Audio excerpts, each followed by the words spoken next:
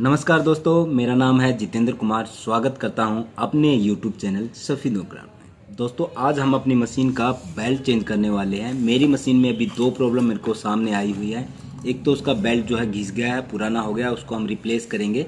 ये बेल्ट होता है एक मशीन का, ये पुराने वाला है। अभी नया मैं दिखाऊंगा आपको कि कैसे आप नया उसमें डालेंगे।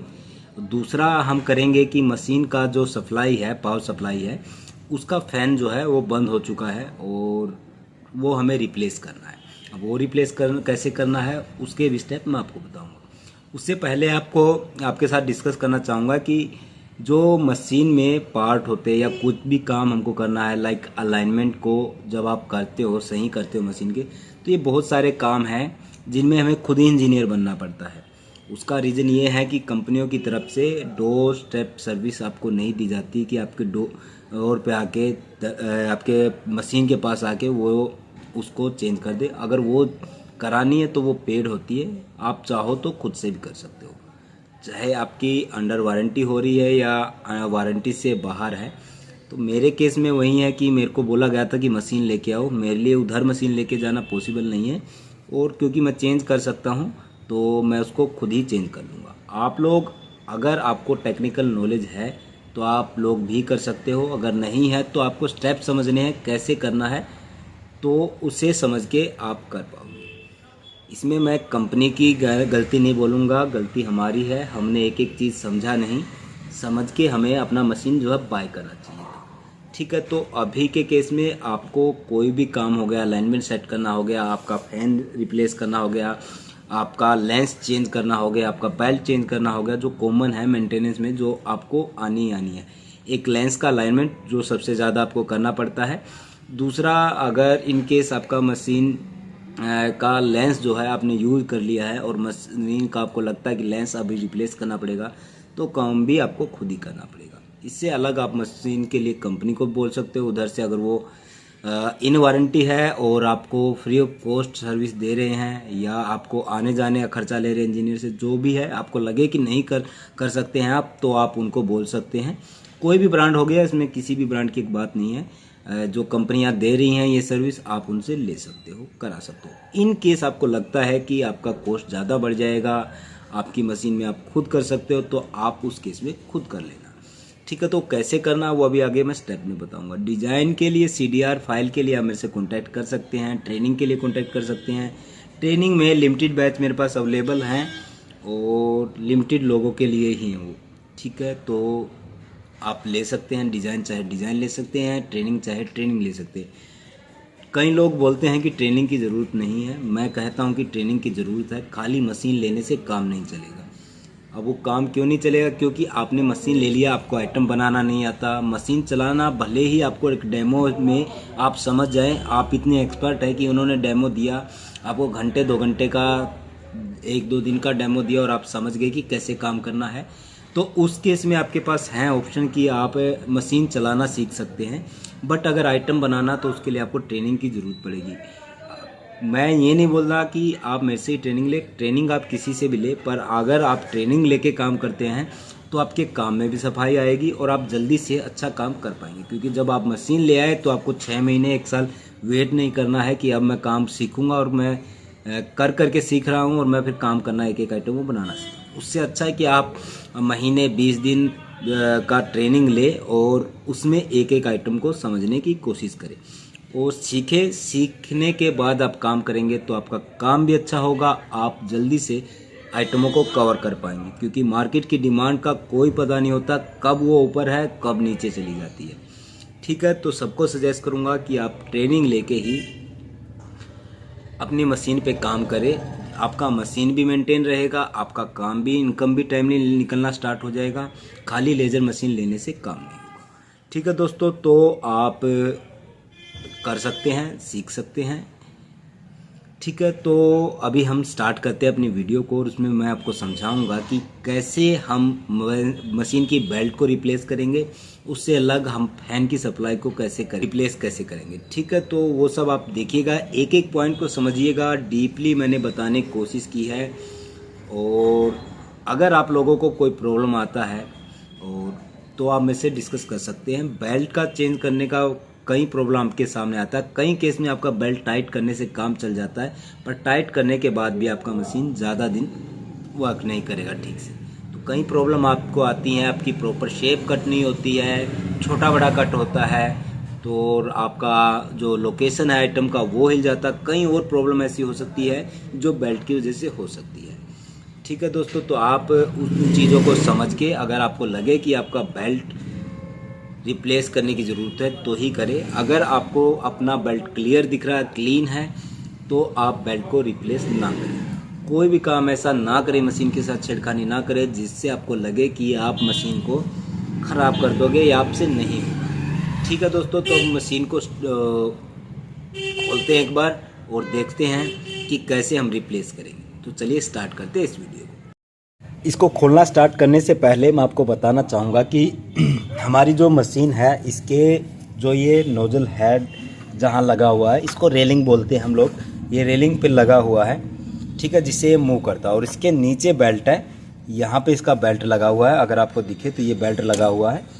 ठीक है, इस बेल्ट को ही हमें रिप्लेस करना है। अब ये बेल्ट है कैसे, यहाँ पे इस पर इस साइड से चढ़ा हुआ है, ऐसे ही एक गोल चक्री इस साइड है, इस साइड में है, जो कि यहाँ पे लगा हुआ स्क्रू से यहाँ पे लगा हुआ है, और उसको में ये ऐसे ही चढ़ा हुआ है।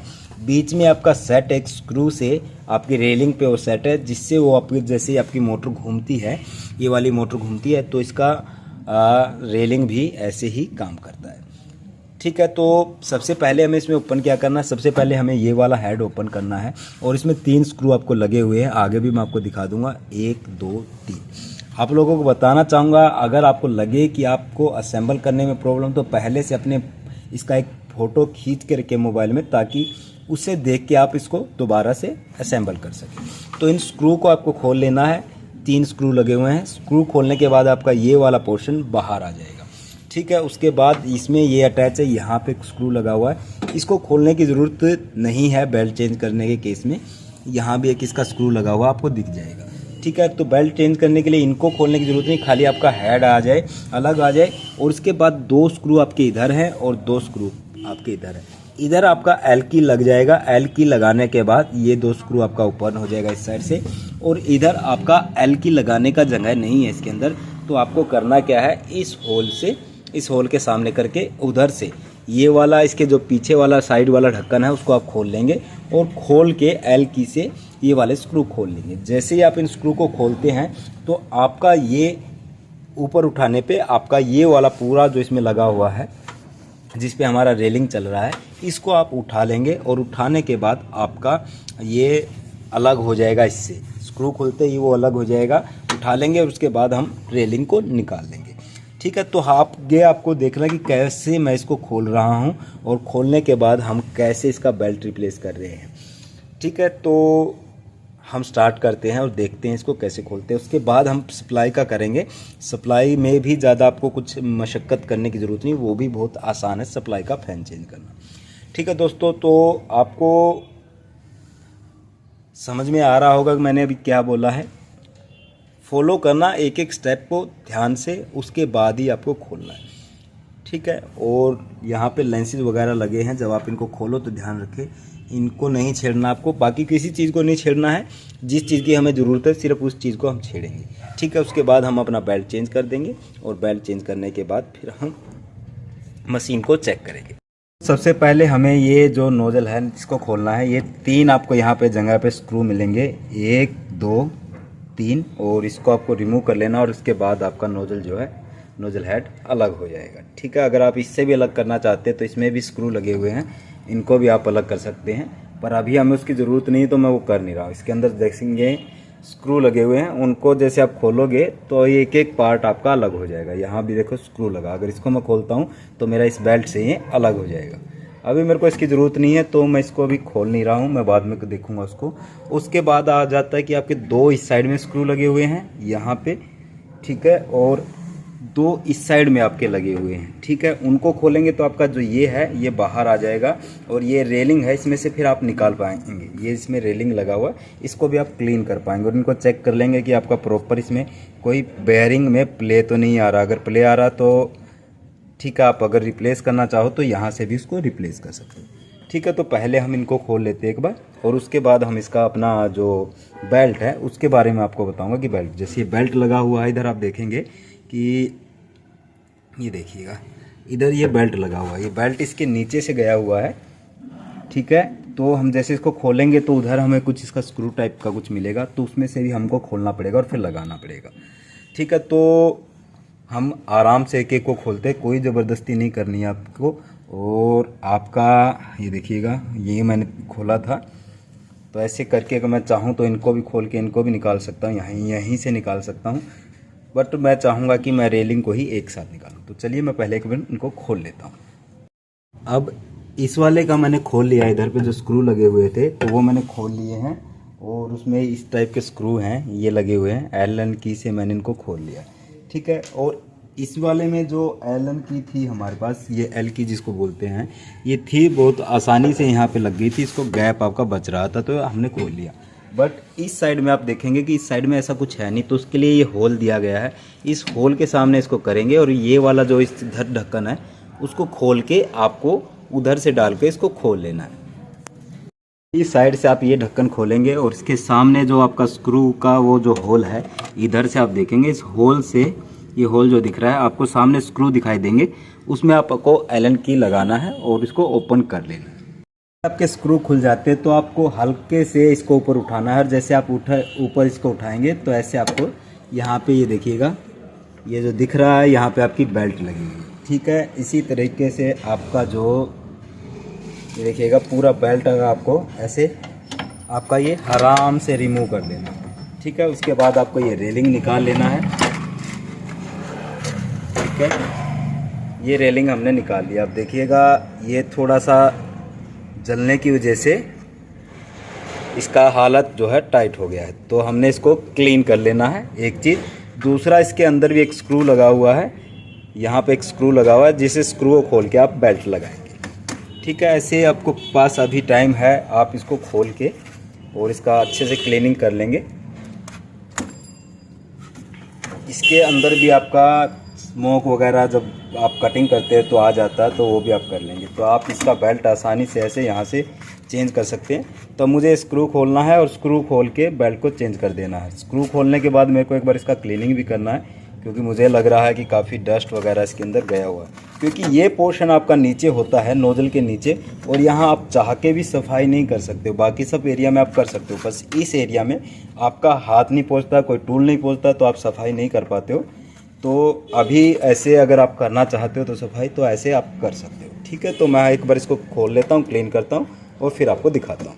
ठीक है, हमने बेल्ट कैसे लगाया, ये नया बेल्ट है, और मैंने यहाँ से स्क्रू को खोला है और स्क्रू को खोल के मैंने बेल्ट को लगा दिया। ध्यान रहे जब आप यहाँ पे बेल्ट लगाए तो बेल्ट आपका स्ट्रेट रहे, ऊपर नीचे ना हो।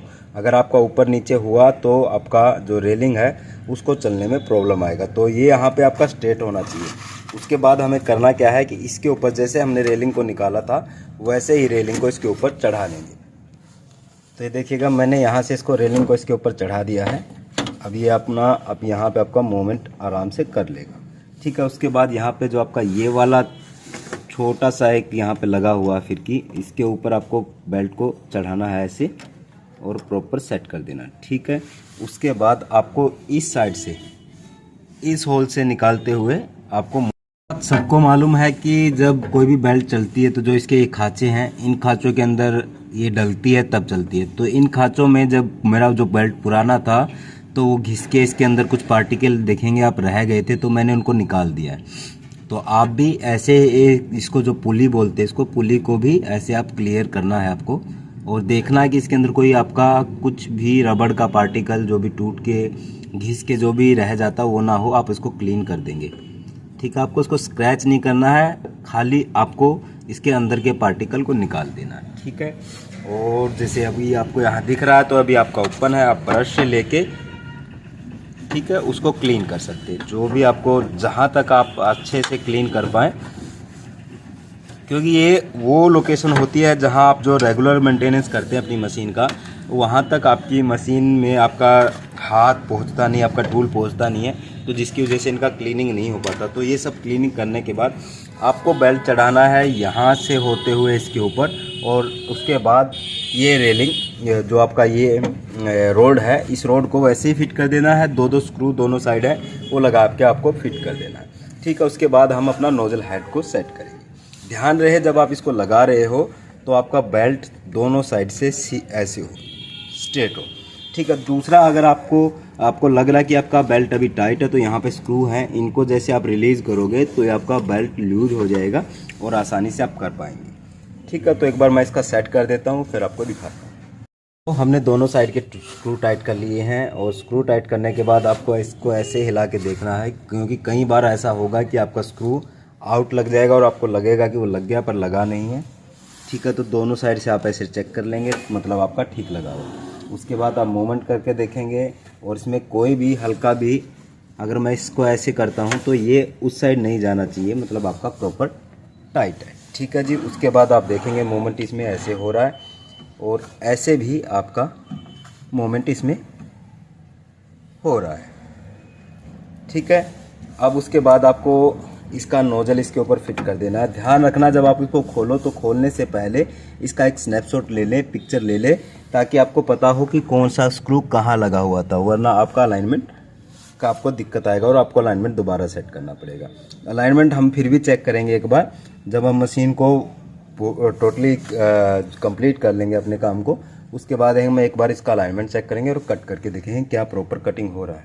उससे पहले आपने बेल्ट लूज़ किया था तो बेल्ट को आपको टाइट करना है। ये देखेंगे कि यहाँ से बेल्ट मेरा बहुत ज़्यादा मेरे को लूज़ नज़र आ रहा है, ये देखेंगे, ठीक है। तो इसको भी टाइट करना है, जिसकी वजह से आपका बेल्ट स्लिप नहीं होगा और फिर आपको ये वाला लगाना। अब इसमें अगर आपको क्लीनिंग करना तो यहीं आपके पास ऑप्शन है, आप इसका क्लीनिंग कर सकते हैं और उसके बाद इसको आप फिक्स कर देंगे। 3 स्क्रू आपको यहाँ लगाने जो हमने पहले खोले थे।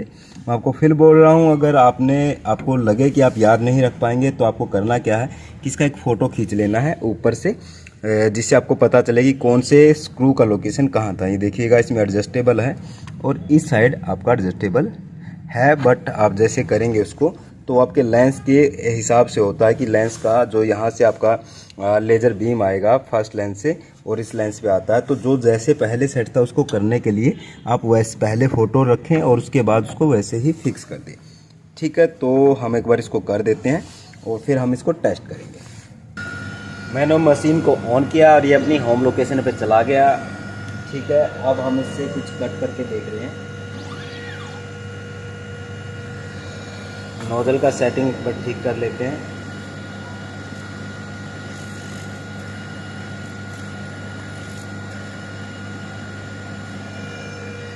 ठीक है जी, हमने कमांड दिया।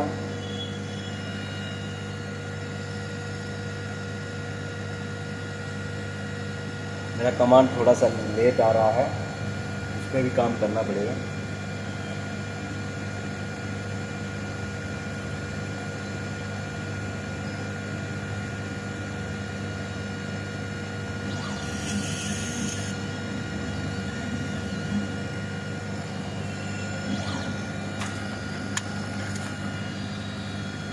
इसको तो इसने कट कर दिया जी, अभी हम कुछ और कट करके चेक करेंगे। अब की बार हमने 9H लगाया है और 9H कट करके हम देख रहे हैं।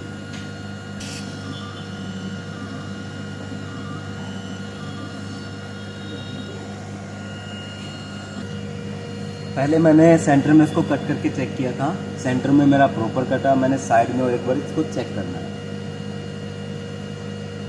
इन केस अगर आपका किसी कॉर्नर में ठीक से कट नहीं हो रहा है तो आपको अलाइनमेंट ठीक कर लेना है और आपका फिर से प्रॉपर कटना स्टार्ट होगा।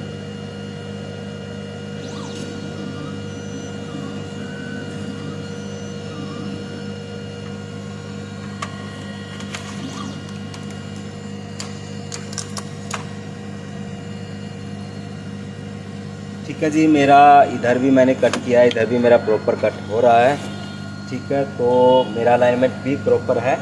और अभी मैं इसके बारे में एक बात आपको और पॉइंट बता देता हूँ। इन केस आपको लगे कि आप इसको जब ऊपर से नोजल हेड को इसके ऊपर टाइट कर रहे हो, तो अगर आपको लगे कि आप लोकेशन भूल गए हैं, तो मेरे केस में सिंपल है। ये देखिएगा, ये वाला जो स्क्रू है इधर पे, ये अपनी मैक्सिमम है और मतलब इस साइड से ये लास्ट पे है और लास्ट पे होने के बाद हमने इसको नॉर्मली क्या किया कि उस साइड से खिसका के तब टाइट किया है। तो यहाँ पे जो इन स्क्रू का लोकेशन था वो ऑटोमेटिक आ जाएगा, तो उसके बारे में आपको घबराने की ज़रूरत नहीं। अभी हल्का फुल्का मेरे को इसका क्लीनिंग करने का ज़रूरत है। कई दिन से मशीन बंद रखा था क्योंकि मेरे पास बेल्ट था नहीं, उसके बिना मैं इसको चला नहीं। ठीक है, अभी बेल्ट मैंने इसमें लगा दिया है और कितने आसान से हमने इसमें लगा दिया है, बहुत ही आसान तरीका, बस ध्यान रखना आपको। फिर से प्रोसेस बता देता हूँ कि आपको 2 इस साइड के स्क्रू खोलने हैं, 2 इस साइड के स्क्रू खोलने हैं। उससे पहले आपको 3 स्क्रू खोलने हैं, इसको अलग कर देना है। ठीक है, उसके बाद ये जो आप स्क्रू खोलोगे तो आपका ये अलग हो जाएगा। अंदर आपको एक ये जो आपका रेलिंग है इसके ऊपर बेल्ट टाइट है, खोल के फिर से टाइट कर देना है। ठीक है, और रेलिंग को दोबारा से चढ़ा के फिर से फिट कर देना। 12 बेल्ट अभी चढ़ चुका है। अभी मेरी मशीन में दूसरा दिक्कत आता था कि मेरा पावर सप्लाई का फ़ैन जो है बंद हो गया था। अभी आपको दिखाऊंगा कि वो आवाज़ कर रहा था, कट कट की अटक रहा था। तो उस केस में भी हम फ़ैन को रिप्लेस करेंगे और नया फ़ैन लगा देंगे। ध्यान रहेगा, इसमें मेरी पावर सप्लाई में 24 वोल्ट का फ़ैन लग रहा है, तो सेम ही आपको लगाना है, कम ज़्यादा का ना लगाए। ठीक है, तो हम एक बार अब उसको भी कर लेते हैं।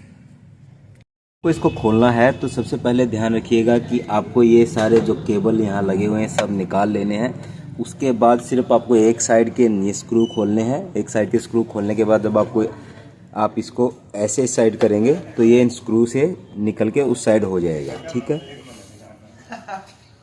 और सप्लाई बाहर निकाल लेंगे। ये बाकी सब केबल निकालने के बाद ये वाला केबल यहाँ नहीं लगा हुआ, अंदर गया हुआ, तो आपको इसको नहीं निकालना है। ठीक है, इसको निकालने की भी कोशिश नहीं करनी क्योंकि ये परमानेंट अटैच होता है इसके अंदर। ठीक है, तो आप ऐसे सप्लाई निकाल सकते हैं। अब आगे हम देखते हैं इसके अंदर क्या है, कैसे इसका फ़ैन मैं ठीक करूँगा, वो सब हम इसमें अभी आगे देखेंगे। बाद 2 साइड पे स्क्रू इधर लगे हुए हैं ये, और दूसरी साइड के इस साइड के आपको खोल लेने हैं। ठीक है, और आपके सामने एक बोर्ड आ जाएगा ये ऐसे, ये इसकी पावर सप्लाई है। अभी मेरी इसमें जो है फ़ैन का प्रॉब्लम था, फ़ैन ये जाम हो गया है, अब चल नहीं रहा है। ये देखेंगे, ये बिल्कुल ही जाम हो चुका है जैम। और इसमें किसका सॉकेट है, यहाँ पे ये फ़ैन के लिए, इसमें फ़ैन का जो प्लग ये सॉकेट है ये लग जाता है। इसके लिए सिंपली आपको ये सॉकेट निकालना है, फ़ैन रिप्लेस करना है और आपका काम हो गया। फ़ैन आपका ये ऊपर वाली बॉडी है, इस पे अटैच होता है, इधर से 4 स्क्रू लगे हुए होते हैं। स्क्रू को खोलेंगे आपका फ़ैन रिमूव हो जाएगा। अब आपका ये फ़ैन रिपेयर होता तो अच्छी बात है, रिपेयर नहीं होता तो आप ये नया फ़ैन लगा सकते हैं। बहुत आसानी से इस फ़ैन को आप लगा सकते हैं। ठीक है दोस्तों, तो इसको खोलना ज़्यादा मुश्किल नहीं था, पर इसमें आपको ध्यान रखना, जब आप सप्लाई को खोलते हो यहाँ से इसको पावर सप्लाई को निकालते हो, उससे पहले ये सॉकेट में जो भी वायर लगा हुआ होता है आपको याद से आपको वो निकाल लेना है। और उसके बाद सिंपल है, 3 ही 4 कनेक्शन होते हैं ये, और आपको याद भी रह जाएगा कि कहाँ लगाना है, इतनी बड़ी बात है नहीं। ठीक है, पर जो नॉन टेक्निकल हैं उनको ध्यान रखना इस चीज़ का, ध्यान से पूरी सावधानीपूर्वक, आपका कोई वायर टूटे ना, तब आपको इसको निकालना है। ठीक है, तो अभी मैं इसका फ़ैन चेंज कर देता हूँ और ऐसे आप भी कर सकते हैं। बेल्ट हमने चेंज कर दिया, फ़ैन हमने चेंज कर दिया। फ़ैन मैं चेक कर चुका हूँ, मेरा प्रॉपर चल रहा है। ठीक है, रिप्लेस करने के बाद जब मैंने नया फ़ैन लगाया है तो वो फ़ैन मेरा आसानी से सही से चल रहा है। ठीक है, अब इसके बाद हमने मशीन में बेल्ट को चेक किया है, चेंज किया है, तो अब हम उसको चेक करेंगे। मैं इसको चारों कॉर्नर में लेके जाऊँगा, ईजिली मेरा चारों कॉर्नर में जाना चाहिए बिना किसी प्रॉब्लम के।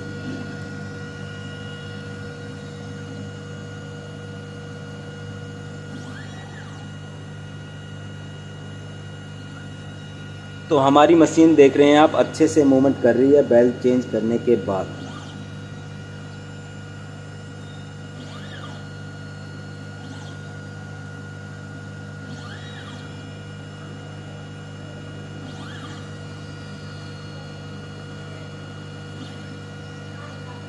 ठीक है, एक छोटा सा इसका स्पीड टेस्ट और मैं लेना चाहूँगा कि मेरा बेल्ट लूज तो नहीं है। तो मैं एक छोटा सा डिज़ाइन का इस पर कमांड देता हूँ जिसमें बहुत सारे डिज़ाइन होंगे, और उनको हम देखते हैं कि क्या मशीन ठीक से मार्किंग कर रही है, कटिंग कर रही है कि नहीं। तो मैंने कमांड दे दिया है। मेरा सॉफ्टवेयर थोड़ा सा लेट कमांड ले रहा है, 1 से 1.5 मिनट लगा रहा है। जब मैं मशीन में कमांड देता हूँ उसका भी सोल्यूशन हम करेंगे। तो कुछ ना कुछ प्रॉब्लम लगी रहती है हमारी मशीन के साथ, कभी सॉफ्टवेयर से कभी मशीन से, तो उसका भी सोल्यूशन हम करेंगे।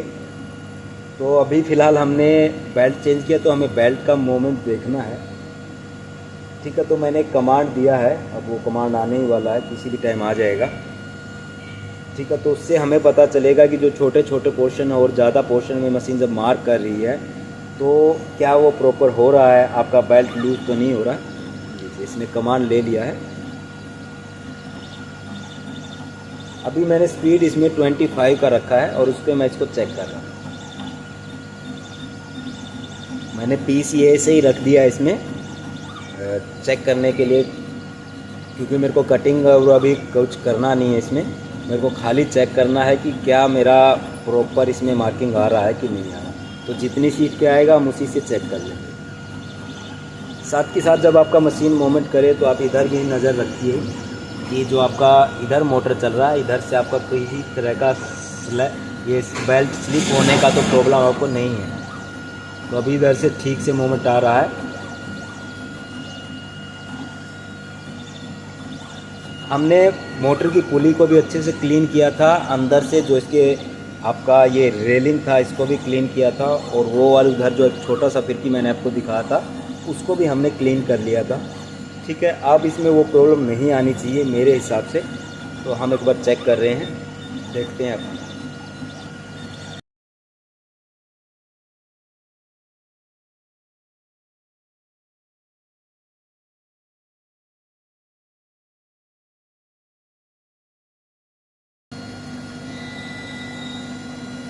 तो फाइनली जो आउटलाइन है उनको मार्क कर रही है मशीन, जो हमें कट करनी होती है।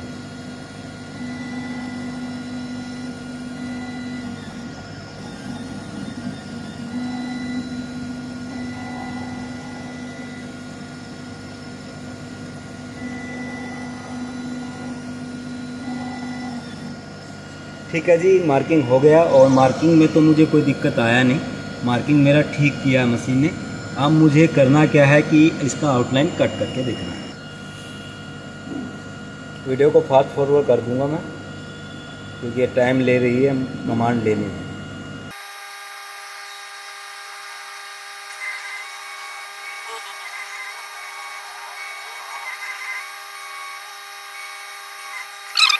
प्रॉब्लम आती रहती हैं, कॉमन है, और प्रॉब्लम है तो उसका सॉल्यूशन भी है, हम सॉल्यूशन भी कर सकते हैं।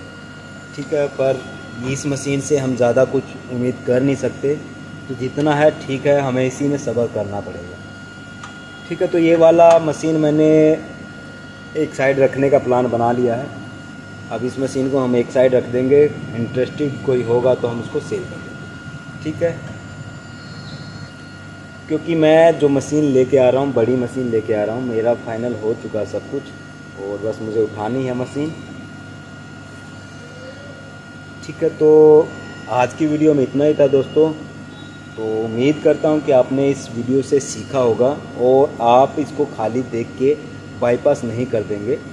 अगर आपने कुछ सीखा है, आपको लगा कि इसमें जेन्युइन जानकारी है आपके लिए, तो वीडियो को लाइक करके ही आप आगे बढ़े। ऐसे नहीं कि वीडियो देखा और छोड़ दिया।